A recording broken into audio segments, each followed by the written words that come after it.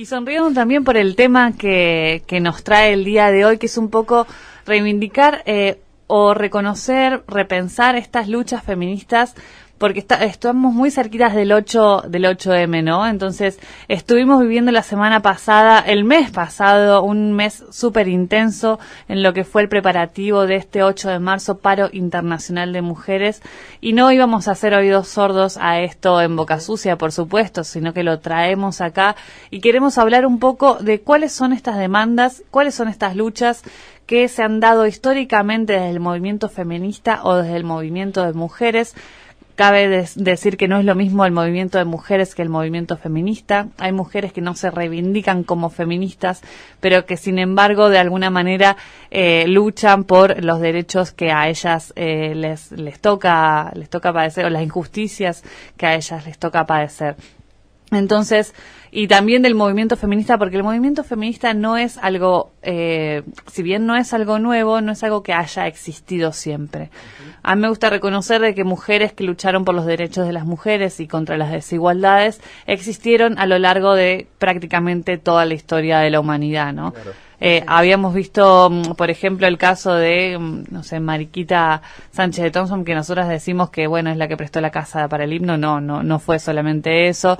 Fue una tremenda luchadora. Un montón de Abela Ramírez, ¿no? Por supuesto, desde el movimiento del libre pensamiento, que nos trae esto. ¿Qué hacían las mujeres en el 1900?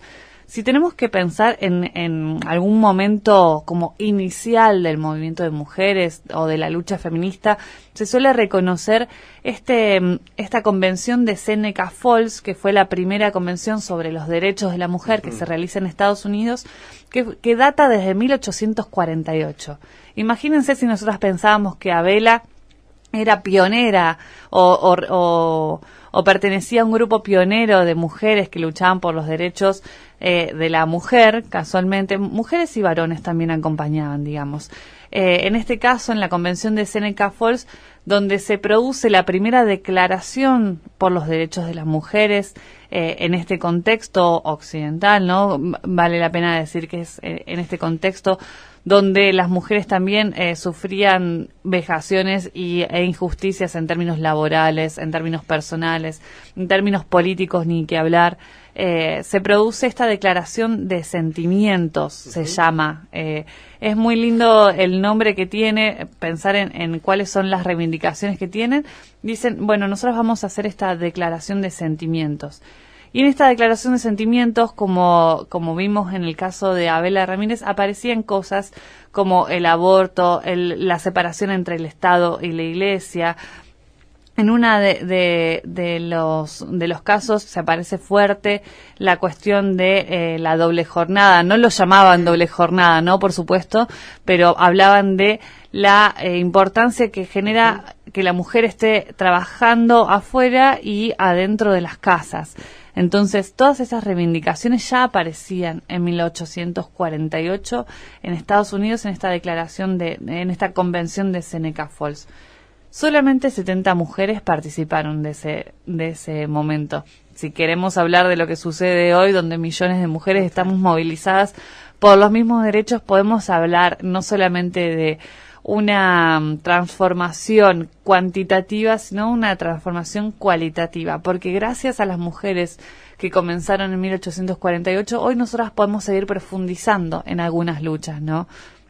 Yo leía la reivindicación, en realidad el pronunciamiento que se realizó en Buenos Aires, por ejemplo, con respecto a este 8 de marzo, y hablaba, por ejemplo, de la generación de espacios de cuidado dentro de los trabajos.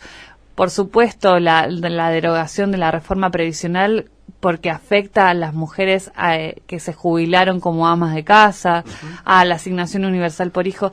Pensar en que hoy exista la jubilación para mujeres amas de casa me imagino que para la mente de Abela Ramírez, María Abela, o para la mente de Virginia Volten o de estas luchadoras de Seneca Falls, sería como algo grandioso. Totalmente. Hasta creo que podrían decirnos de qué se están quejando, ¿no? Pero como muchas de las personas que nos dicen, pero si hay mujeres presidentas, ¿de qué se quejan? Ya llegó la igualdad, ¿no?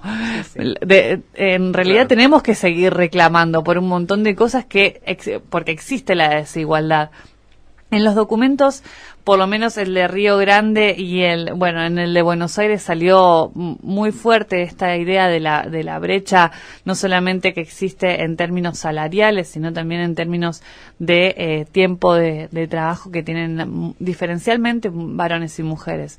Sabemos que en Tierra del Fuego las mujeres trabajan aproximadamente 7 horas más afuera de su trabajo normal, cuando los varones trabajan en promedio 3 horas, ¿no? El doble del trabajo doméstico, el doble del trabajo cuidado en Tierra del Fuego es asignado hacia las mujeres.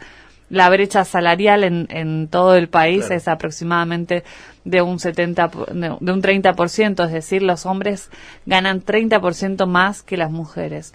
Quiero aclarar esto porque si bien vamos a darle tratamiento en otros programas, vale la pena destacar cuáles son las reivindicaciones que tenían las mujeres en el 1800 y cuáles son las reivindicaciones que tienen las mujeres hoy en día.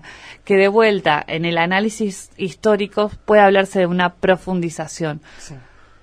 Vos hablabas bien de lo que fue el primer Congreso Femenino Internacional en Argentina, que fue en 1910, ya un poquito después de 1848, y trayéndolo para estas latitudes, podemos hablar de este Congreso Femenino Internacional, que fue organizado. Las librepensadoras ahí estaban como un poco enojadas con las mujeres universitarias, porque justamente las librepensadoras anarquistas, el derecho al voto iba a ser como, no digo innecesario, pero es una pérdida, una lucha que se da por perdida en el acceso a los cargos o a la posibilidad de votar. Pero bueno, estaban medio peleadas, pero sin embargo lograron juntarse en esta liga de mujeres universitarias, liga de mujeres librepensadoras. Ahí tuvo una participación muy interesante la primera mujer egresada en Argentina, que fue Petrona Ail, y después, bueno, varias mujeres.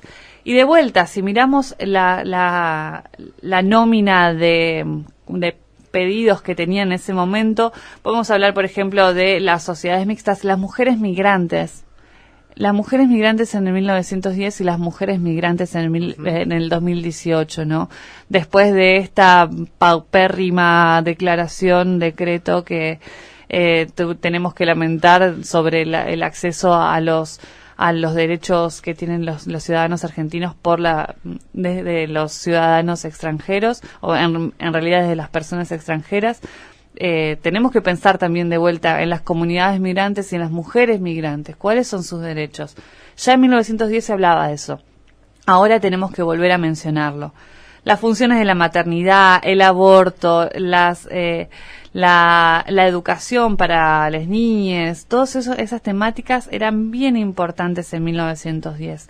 Por supuesto, el derecho al voto era una de las demandas más fuertes, y hoy tenemos que hablar que el derecho a la paridad es una de las demandas también bien interesantes. Que sabemos que, por ejemplo, al acceder un 30% del cupo de las mujeres a cualquier cámara, ya sea la legislativa o a los espacios judiciales, ¿no? A los espacios de toma de decisión, nos estamos quedando cortos, porque las mujeres también estamos como dejadas de lado en estos ámbitos.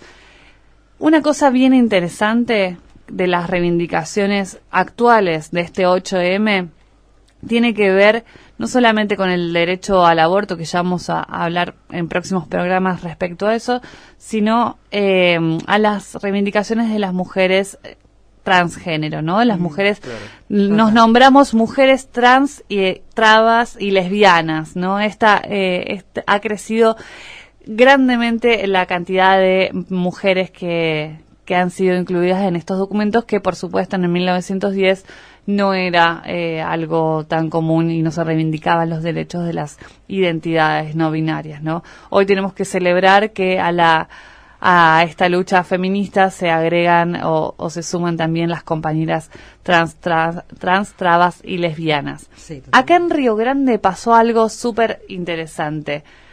Ustedes, bueno, el compañero por supuesto se quedó en las tareas laborales como correspondía, quiso suplantar a compañeras en tareas domésticas, muy bien ahí acompañando a Alfredo. Pero bueno, nosotras con Eva fuimos a la marcha del 8M, la verdad que mucha felicidad. Agradezco a todas las compañeras que estuvieron ahí poniéndole el pecho, las ganas, los ovarios a esta movilización, a todas las actividades que se realizaron durante el día, durante el mes. Salieron cosas magníficas, un cariño muy enorme para cada una de ellas. No nos vamos a acordar ahora de todas las personas que estuvieron militando por este momento, pero sí agradecerles de todo corazón a que acompañen esta lucha. Muchas caras nuevas, muchísimas caras nuevas. Mujeres ahí que se suman a la militancia feminista, a la militancia por los géneros y las diversidades. Y ahora vamos a escuchar algunas entrevistas que pudimos realizar con Eva, preguntándoles un poco, bueno, ¿cuál es el sentido de que estés acá y cuáles crees que son las futuras peleas que hay que dar desde el movimiento de mujeres? Estoy acá porque estoy en contra del patriarcado, que es el que nos domina.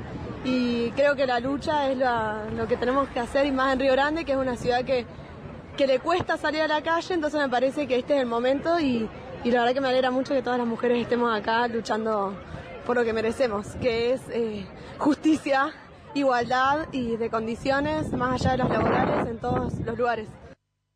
Y porque queremos luchar por nuestros derechos como adolescentes, porque somos mujeres y sabemos que somos reprimidas totalmente en casi todos los ámbitos. Y acompañando por nuestros derechos, como lógica, por el derecho al aborto, porque es nuestro cuerpo, por decisiones propias, porque nunca tuvimos esto, que históricamente en la Argentina sería un paso gigante para la mujer. No es un día de festejo, sino un día de lucha, porque ese día murieron muchas mujeres por los derechos laborales. Y vine a alzar la voz por todas las desigualdades que sufrimos las mujeres, todas las violencias. Me parece muy importante estar participando acá. El principal reto ahora y el que más nos convoca creo que es el aborto legal, libre y gratuito, que me parece que no se está cumpliendo lógicamente, y es lo que más muertes se está llevando, además de los femicidios ocasionados, ¿no? Personalmente, lo que nos falta todavía a la sociedad en sí, aceptar sería el tema del aborto. Hay mucha gente que lamentablemente todavía no termina de entender qué es el cuerpo del otro y que no todas las mujeres nacemos con el propósito de ser madre. Ser mujer. La presión social igual. Los estereotipos. Yo estoy, por supuesto, a favor de que las mujeres podamos decidir sobre nuestros cuerpos. Creo que no sé cómo saldrá. Yo creo que independientemente de las creencias religiosas que tenga cada uno, la decisión se tendría que tomar con responsabilidad.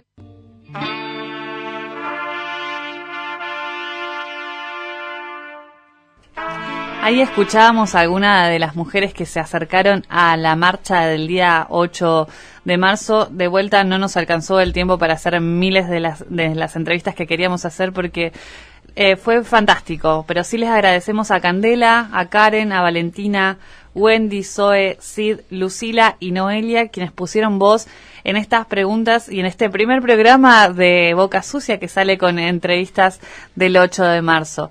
También tenemos que decir de que en el documento que se leyó, que se combinó entre muchas organizaciones, aparecían demandas súper importantes, hablar, por ejemplo, de los presupuestos con perspectiva de género, que se capacite a las y a los trabajadores públicos para acompañar adecuadamente a las mujeres en situación de violencias.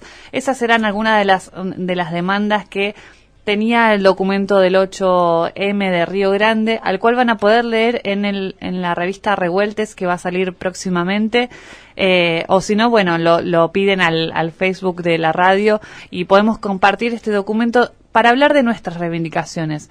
Hablamos de la historia de 100 años, más de 100 años de lucha feminista, en lucha del colectivo de mujeres. Y hoy, ¿cuáles son nuestras demandas? ¿Cuáles son las demandas de las personas, de las mujeres que están escuchando este programa del día de hoy?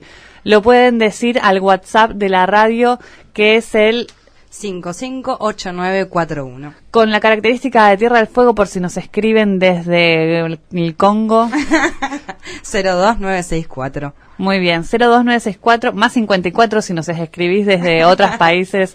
Porque, bueno, hemos tenido oyentes internacionales, por supuesto.